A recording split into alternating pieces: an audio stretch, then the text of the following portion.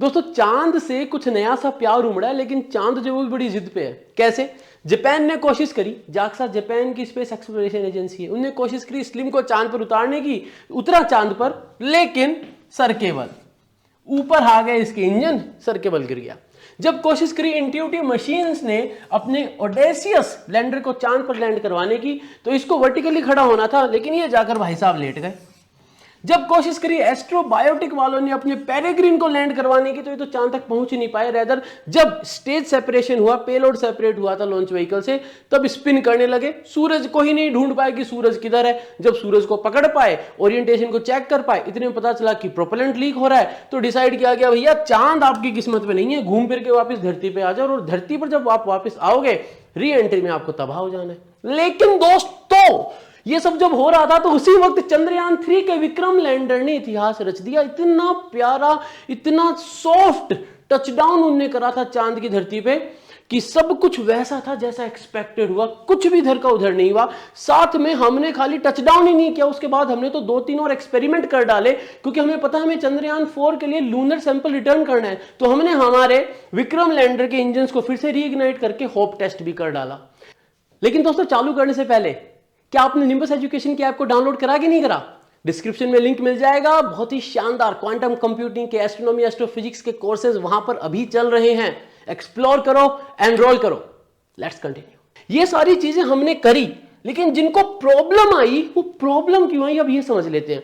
तो वर्टिकली जब हमें लैंड करवाना था हमारे नोवा सी को, ओडेसियस को, इंट्यूटिव मशीन का जो लूनर लैंडर है, लेकिन वो लेट गया। अब हुआ क्यों ऐसा?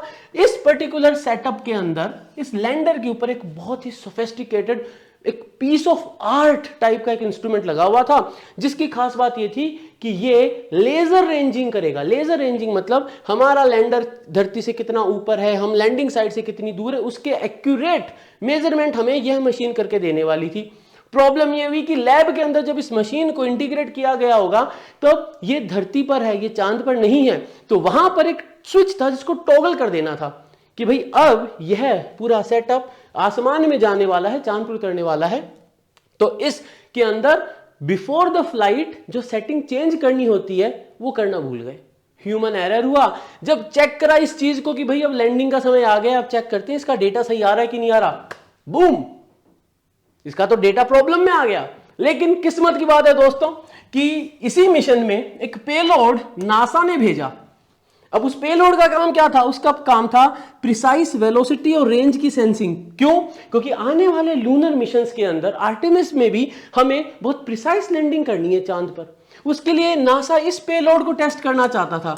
अब बताइए इससे बढ़िया क्या मौका मिलेगा?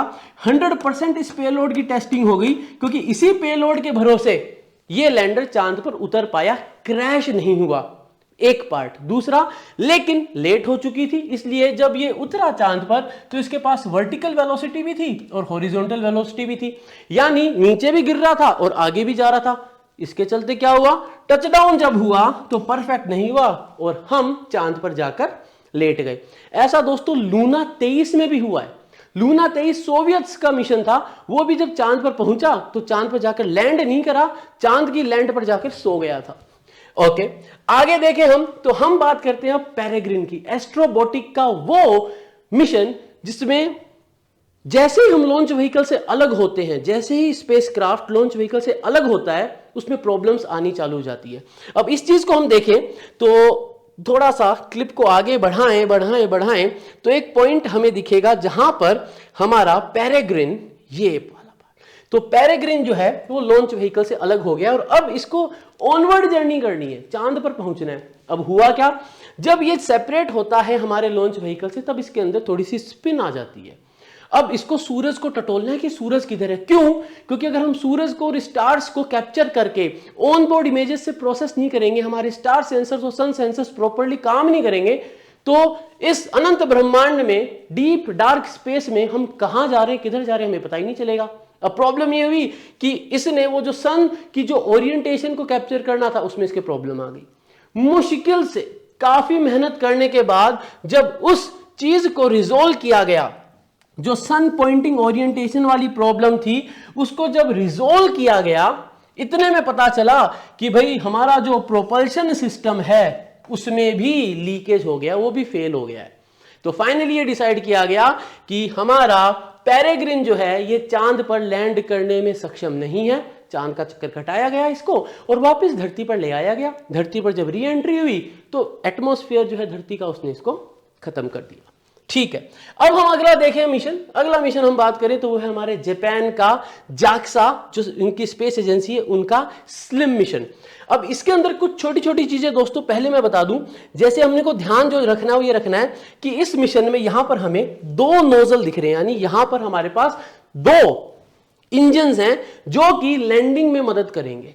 अब यही पार्ट सबसे इंपॉर्टेंट इसलिए है क्योंकि जब जापान ने अपने इस मिशन को चांद के ऊपर लैंड करवाने की सारी कार्यवाही चालू करी तो दे फाउंड आउट, देखो इन 2 इमेजेस को देखो, इस इमेज में यहां पर मुझे कुछ एक फीचर दिख रहा है, वो फीचर ये रहा। ये इमेज ली गई है 1914 JST पे, ये ली गई है 1920 JST पे।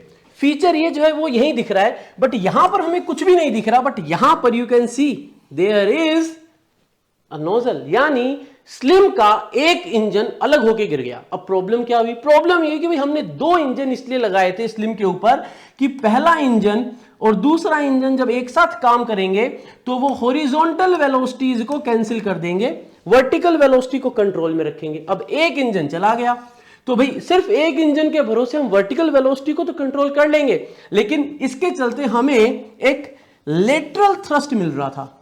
अब उसके कारण प्रॉब्लम क्या हुई? उसके कारण प्रॉब्लम ये हुई दोस्तों कि हमारा प्रोफाइल ऐसा होना था, दोनों थ्रस्टर्स को फायर करना था और फाइनली इसे लेट जाना था, स्लिम को लेट जाना था।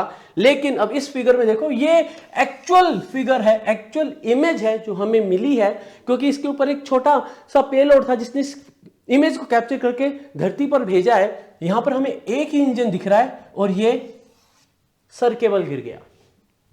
यानी बात करी जाए जाक्सा के स्लिम की, एस्ट्रोबॉटिक के पेरेग्रिन की, या फिर इंट्यूटिव मशीन्स के नोवासी ओडेसियस की, सब ने कुछ ना कुछ प्रॉब्लम झेली। बस इस रीसेंट हिस्ट्री में, इन कुछ 7-8 महीनों की हिस्ट्री में बस एक मिशन ऐसा गया जिसने कोई प्रॉब्लम नहीं झेली, हर चीज परफेक्ट हुई। लेकिन कैसे? क्योंकि चंद्रयान 2 के समय हमने इससे भी बुरा समय देखा था, हमारा मिशन क्रैश लैंड कर गया था। अभी बात करें तो स्लिम क्रैश लैंड नहीं करा, उसने डेटा भेजा, उससे कम्युनिकेशन सेट हो पाया। अभी जो इंट्यूटिव मशीन का पेलोड है, जो लूनर लैंडर है, वो क्रैश लैंड नहीं करा उसने, वो भी अभी कम्युनिकेट कर पा रहा है। जो पेरेग्रिन है वो तो चलो चांद तक पहुंचा ही नहीं, तो क्रैश लैंडिंग की बात ही नहीं है। लेकिन चंद्रयान 2 चांद पर क्रैश लैंड कर गया था, उससे हमने बहुत सारी चीजें सीखी, उससे हमें जो कुछ इंफॉर्मेशन मिली, जो कुछ हमने सीखा, उसको हमने चंद्रयान 3 में जब इंप्लीमेंट किया तो we got everything just perfect, सब कुछ सही समय पर सही हुआ। जैसे कि अगर बात करें जाक्सा के स्लिम की तो लैंडिंग के बाद कम्युनिकेशन इशू आया। अगर बात करें इंट्यूटिव मशीन्स की तो इनका भी जब नोवासी ओडेसियस लैंड कर गया तो कम्युनिकेशन सिस्टम में इशू आया, कम्युनिकेशन जो हो रहा था उसमें कुछ प्रॉब्लम आया। But as soon as our Vikram landed, Chandrayaan 3 का विक्रम जब लैंड करता है चांद के ऊपर तो तुरंत कम्युनिकेशन भी सेट हो जाता है, रोवर भी बाहर निकल जाता है, इमेजेस भी आ जाती है। रेदर हम तो होप टेस्ट भी कर देते हैं क्योंकि हमें चंद्रयान 4 की तैयारी करनी है। हम प्रोपल्शन मॉड्यूल को जो कि चांद के चारों तरफ घूम रहा था उसको वापस धरती के ऑर्बिट में ले आते हैं। क्यों? क्योंकि हमें वापस एक ऐसा मिशन करना है चंद्रयान 4 जो चांद के सैंपल को लेगा, वहां से लिफ्ट ऑफ करेगा, फिर धरती पर आएगा। तो दोस्तों ये था एक छोटा सा वीडियो जहां पर हमने बात करी डिफरेंट मिशंस की जिनने चांद पर जाने की कोशिश करी रिसेंट पास्ट में और उन्होंने क्या प्रॉब्लम्स फेस करी। अगर पसंद आया तो लाइक, शेयर एंड सब्सक्राइब जरूर कर देना, बेल आइकन जरूर दबा देना। मिलेंगे अगले वीडियो में दोस्तों, तब तक के लिए जय हिंद। लेकिन जाने से पहले ये हैं हमारे फैमिली मेंबर्स जिनको मैं दिल से शुक्रिया करना चाहूंगा for all the support they are providing us for being the member of the family of Nimbus education.